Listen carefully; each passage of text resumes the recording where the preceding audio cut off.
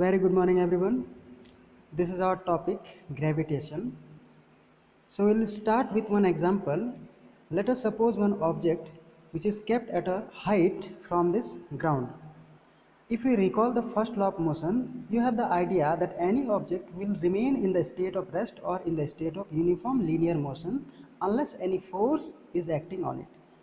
But you see here, if you leave the object from this height, it will come down, it will fall down. So that means motion is started, the object started to move. This motion is definitely caused by a force because we have the idea of first law of motion. If there is a motion, that means there is a force acting on that object. So this force is due to this earth is attracting the object, and this force is called the gravitational force of attraction. This gravitational force of attraction is with the earth because of its mass. Okay, so earth is attracting any object toward its surface with a force, that is gravitational force of attraction. But if the earth is attracting this object, that means earth is also attracting another objects. So this is the moon. With the same idea that the object is attracted toward the earth, we can say that the earth is also attracting the moon toward the surface with the force of gravitational force of attraction. Now the gravitational force of attraction is because of the mass of the earth, but the moon has mass too. If you recall the third law of motion, you have the idea that for every action there is an equal and opposite reaction. That means with the force the earth is attracting the moon, with the same force the moon also attracting the earth. That means the moon also has the gravitational attraction as because it has also the mass. Okay, so we will say that two universal bodies attract one another. That means the earth is attracting the moon, also the moon is attracting the earth. Okay, so this gives the universal law of gravitation, and from this law we will say that every two universal object attracting one another, or we can say that any single mass in the universe attract any other mass with the gravitational force of attraction, and this is the universal law of gravitation. But here with this example, from this example, suppose here the distance between the two object, suppose this mass m2 we are shifting here, so that means the distance increases. So what you will say by your own idea? Definitely your answer will be here that if we increase the separation, that means if we keeping or shifting this m2, this mass m2 here, there is increase in the distance. So is there any effect on the gravitational force? So you will say that yes, there will be less attraction as because we are increasing the separation, we are increasing the distance between them. Okay, so the distance between them is one of the factor which is on which the gravitational force is depending, and the gravitational force is also, it is caused because of their masses. So that means masses are also the factor.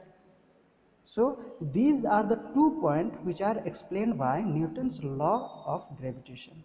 Okay, according to Newton's law of gravitation, the magnitude of force of gravitation depending on the two factors. One, it is depending on the product of masses, and another, it is also depending on the square of the distance between those two objects.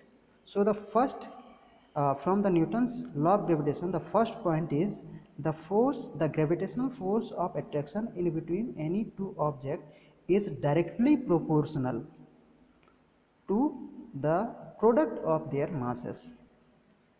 And the second point is the force of gravitational attraction between two objects is inversely proportional to the square of the distance between them.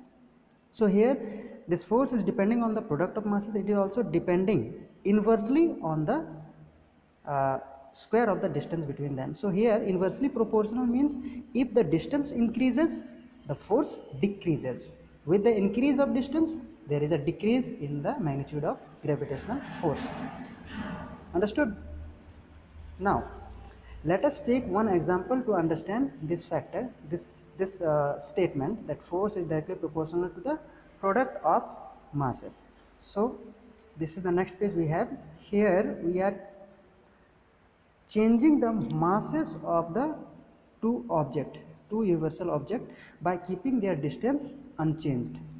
Okay, that means this, their separation remain same, but we are changing the masses. So let us suppose the first mass is 500 kg and another second mass is 400 kg, and their attraction and the force of attraction, the magnitude is taken as x Newton.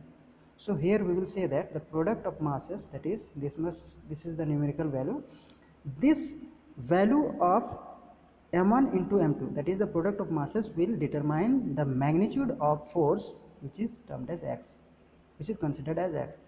Okay, so it will determine the product of masses will determine the force. Now if we change the force, then what happened? You see, if we changing the force, the new force become, see, the first body is doubled with its mass. That means it become 500 kg. It is actually 500 kg. Now we are changing the mass and it will become 2 into 500 kg, that is 1000 kg. Okay, we are tripling the mass of the second body. So new mass of the second body m2 dash become 3 into 400 kg. Now the product of new masses will be, you see, 2 into 500 into 3 into 400. So that will be what? That will be 6 of, you see, 2 into 3 gives 6, no, and these are the two earlier masses. So 6 of m1 into m2. So 6 of the product of the earlier masses. After changing the masses, we are getting the product changed as a 6 of the product of earlier masses. As this force is directly proportional to the product of masses, so we will say that as the product becomes 6 times, so the force also become 6 times the earlier force. So it is written here, thus the magnitude of force x change with the value of this m1 into m2, that is product of masses, and as the product of masses becomes 6 times the earlier product, so it determines the force which is 6 times the earlier force x. You see, earlier force is taken as x, so now the new force become, after changing the masses, it is 6 times of x. And why this is 6 times? Because the product of masses becomes 6 times of the earlier product. Understood? Now we are changing here both the masses, but you may change any one of the masses, then also there is a change in product. Suppose we are simply changing this m2 only, we are keeping this m1 as 500, so 500 into 3 into 400, so there will be 3 times of earlier masses. Correct, 3 times of the product of earlier masses. You can change any one mass or you can change both mass, but here in that case we are keeping the distance unchanged. But suppose if we are keeping the mass unchanged but changing the distance between them, that is the second point here. So here we are keeping the mass unchanged, mass remain m1 and m2, but we are changing the distance, the separation between them.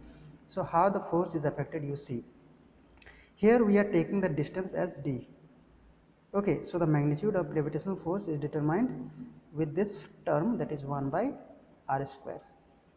Okay, this term will determine the magnitude of gravitational force. 1 by distance square means 1 by d square, because d is the distance between them, it is assumed.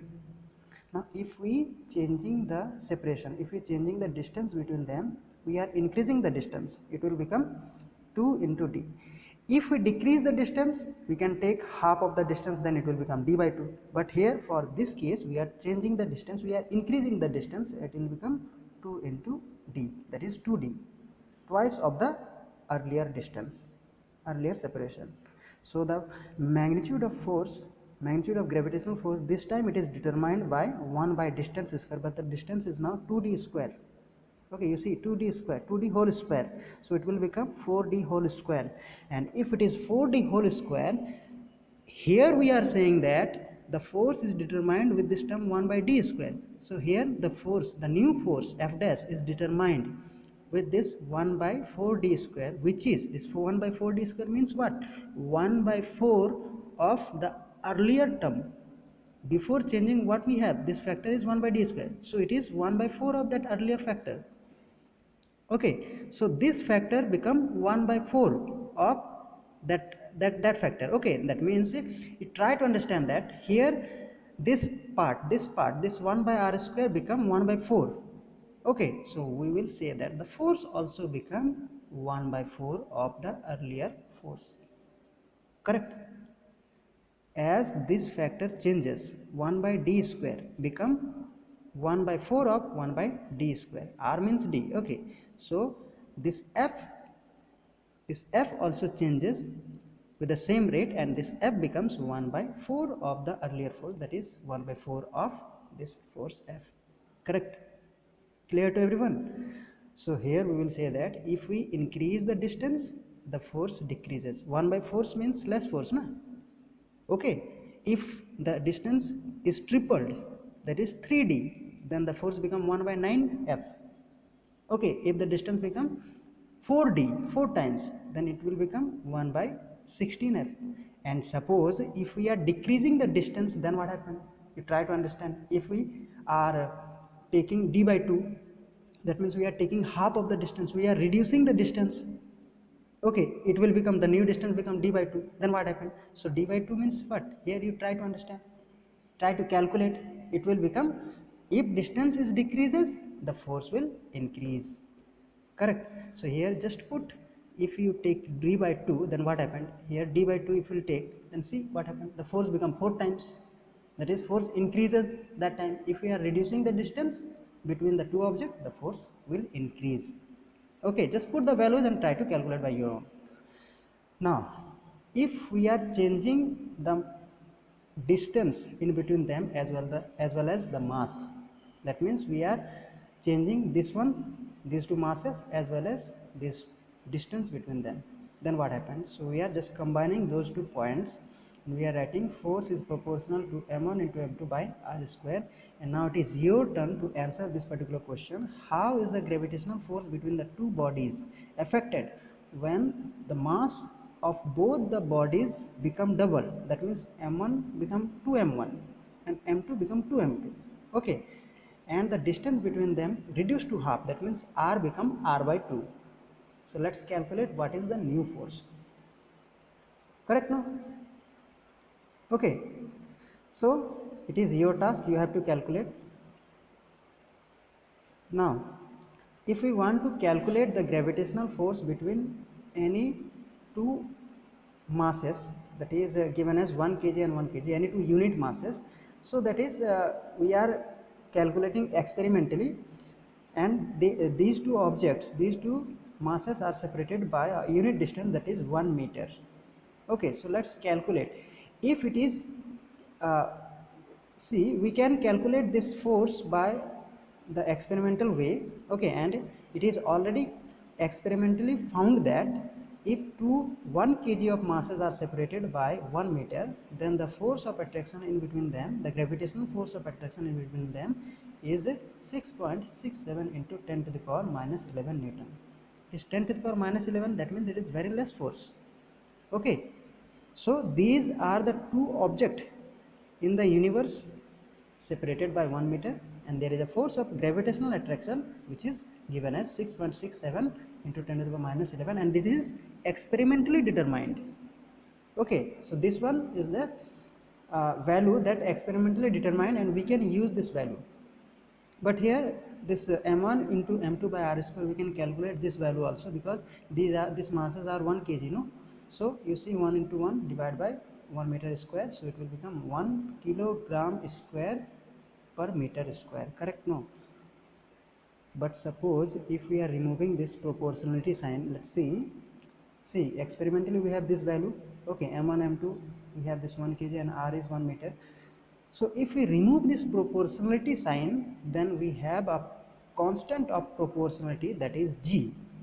Okay, so we are getting the formula for the gravitational force, for the magnitude of gravitational force, which is equals to g into m1 into m2 by r square.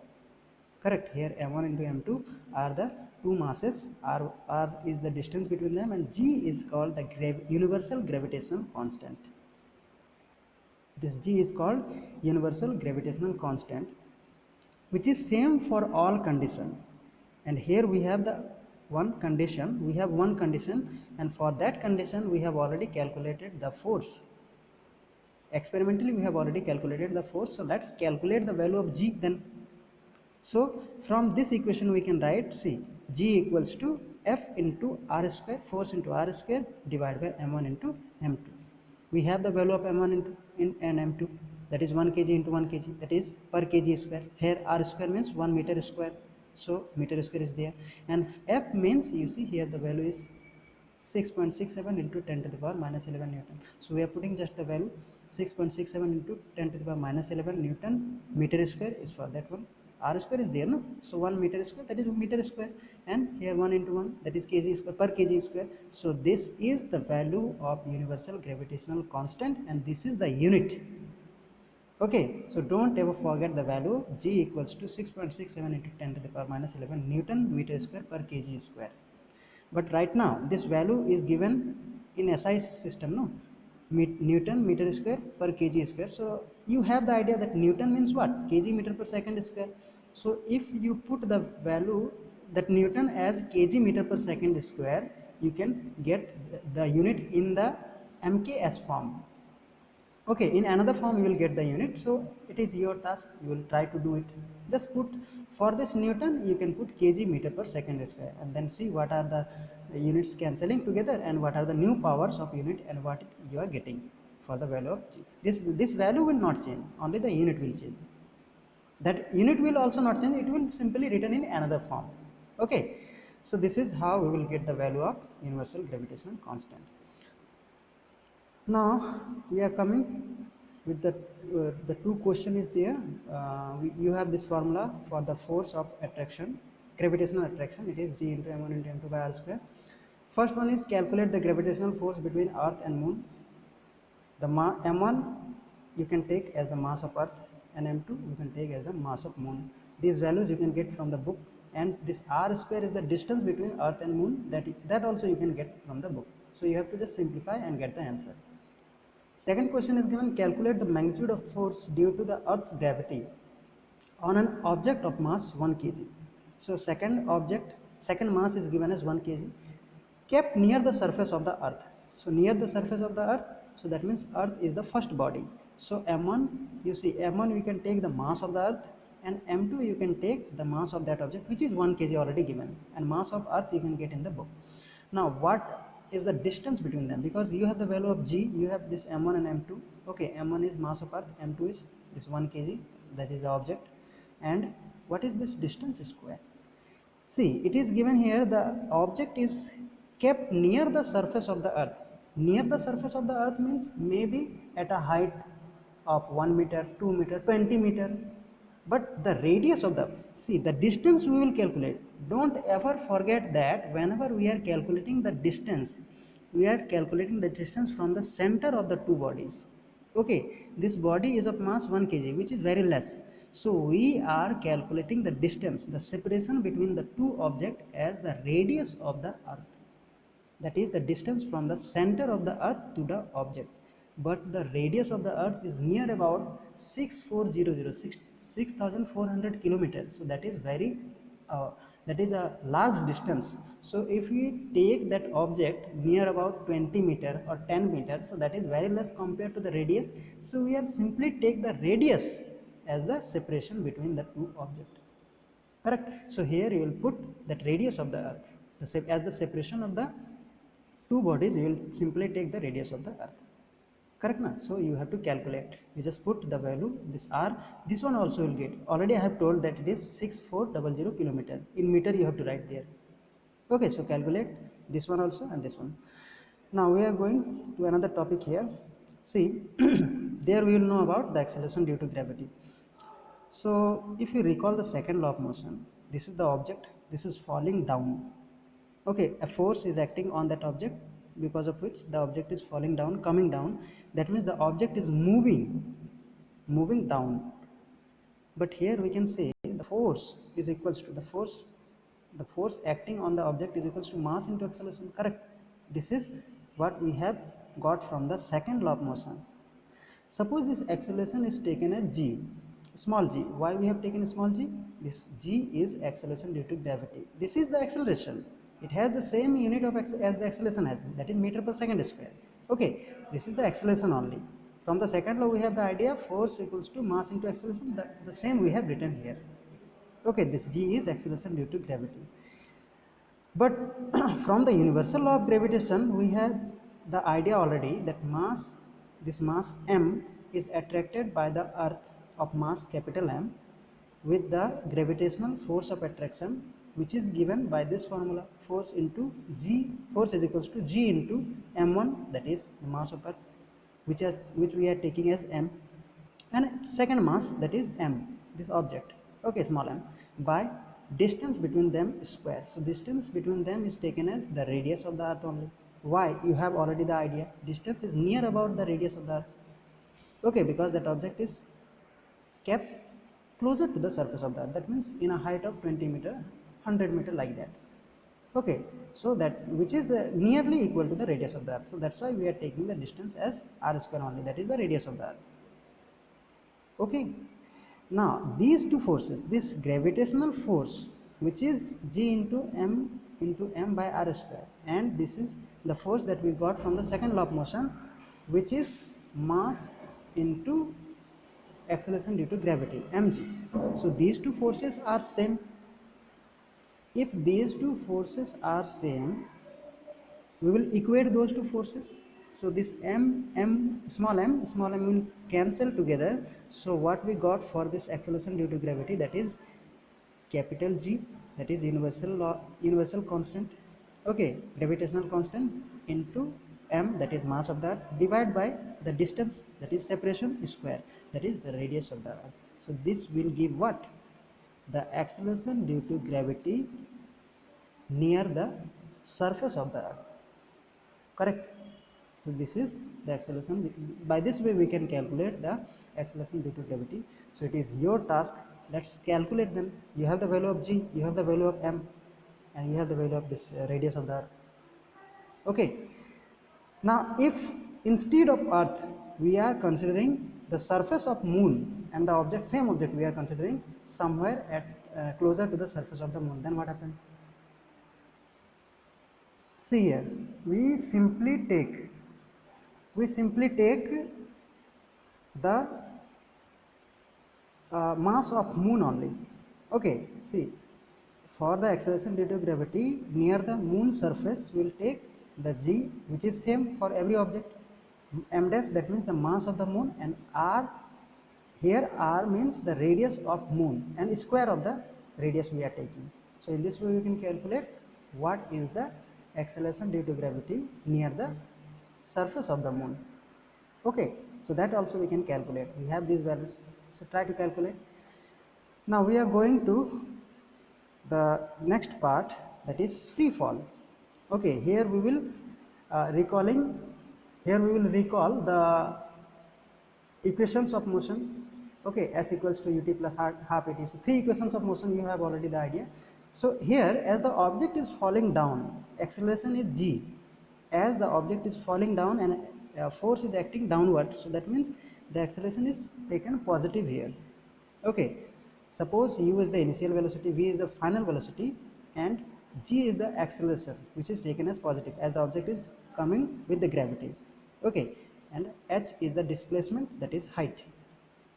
So in a course of time that may be taken as t, we have the equations of motion, v equals to u plus gt, that is the final velocity, h equals to, that is the displacement, is equals to ut plus half gt square, and 2gh is equals to v square minus u square. Okay, these are the three equations of motion.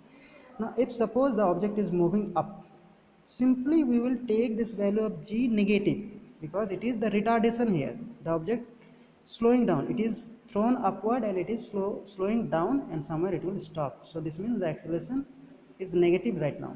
Okay, so we'll simply change the sign, and these are the equations of motion we have. V equals to u minus gt, h equals to ut minus half gt square, and v square equals to u square minus 2gh. Okay, okay, so these are the equations of motion for the free fall. Now you see mass and weight, the comparison of mass and weight. As in previous classes, you have the idea about mass here. That mass is the measure of matter contained in a body. Okay, it remains same everywhere in the universe. That means if you think about the mass of any object in the earth, if you keep that object near the other planet, maybe in Mars, there also it has the same mass. Understanding? Maybe the object you have you want to take this object uh, in the moon surface, its mass will remain same. Okay, but the weight will change. How? Let's see. Weight is the magnitude of force with which the body is attracted to the earth or any other body. Not only earth, to or any other body we can say. So here the weight is equals to m into g. Okay, so the weight will change. Weight is depending, weight is equivalent to force only, and it is equals to m into g. So mass will remain same, but this value of g will change. No, why the value of g will change? Because you have the previous idea that the value of acceleration due to gravity is maximum near the poles and it is less near the equator. Why? Now you will get the idea. The value of g will change, and with the change of value of this acceleration due to gravity, the weight will also differ. The weight varies from place to place, it changes from place to place. So how the value of g will change? You see, g equals to what? Capital G into capital M by r square. No, so the value of r square, that is radius of the earth. If you, radius means what? The distance from the center of the earth to the surface. See, if you think about the distance of the center of the earth to the surface, okay, so for the polar area you will get the value of this r less. Okay, so that then the value of g will be greater. So that's why the value of g is greater or maximum near the poles, and in the equator the value of this r will be greater. Okay, so try to just understand that why, and why the value of g differ from place to place in even in the surface of the earth. Correct? So you have this the gravitational unit of force, which is also the unit of weight, and these are kgf, kilogram force. You have the previous idea about those, and gram force. So it is your task to establish a relation with the SI unit of force, that is with Newton. So this is all for today. Thank you, class.